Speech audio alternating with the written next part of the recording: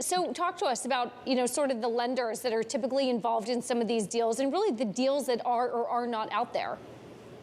Well, it's interesting. One of the players that has emerged as a repeat usual suspect is PIMCO, which has traditionally been not all that active or aggressive in restructurings, but it seems there's been a bit of a shakeup over there, and whether it's because of the cycle or new management, PIMCO is frequently at the forefront of some of these biggest deals. We saw it with KKR, aka Ancora, another recent deal. But here, PIMCO played the role of, an existing lender that came and made a sweetheart deal to provide new money and jump ahead of all of its peers in the repayment line. Talk to us, Eliza, a little bit here about risk, because I think on the surface, a lot of people would look at this and say these seem like relatively risky endeavors for them, particularly given the state of the economy, or at least the perception of the state of the economy. But that's not necessarily always the case. Some of the ways these deals are structured actually kind of favors them as well.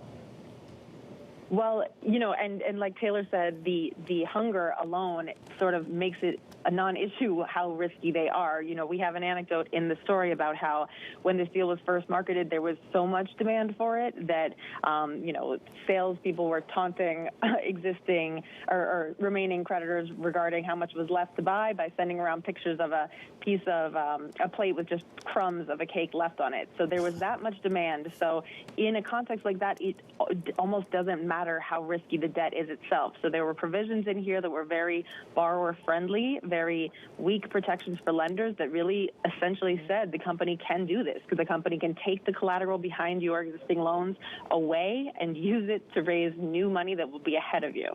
And just remind us just how conservative KKR has been in the past to these sorts of uses of these loopholes.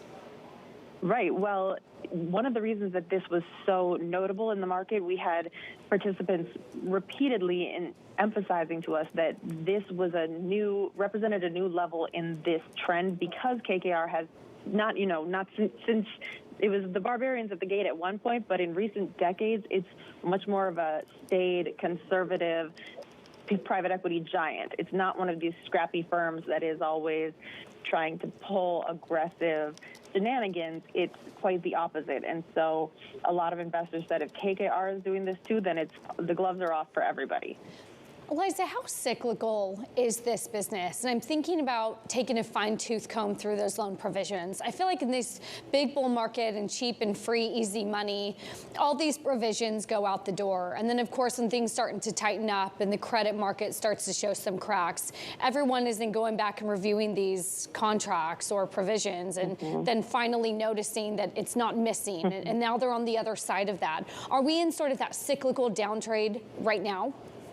Well, we are, and people are certainly starting to be more concerned about these provisions. But, of course, it's a major lag in terms of what debt would be issued with stronger lender protections. So we had the era where everyone was agreeing to weak protections without a care in the world. Now, of course, they are concerned, but this is the debt that's out there, and it's going to be out there for years. And so, if anything, the era of seeing these loopholes exploited is here in a more serious way now. We're focusing a lot here on KKR. I mean, you did have some great data in here about the document scores for basically the industry as a whole here. Are there equity firms private equity firms out there that maybe are in a worse position right now than KKR?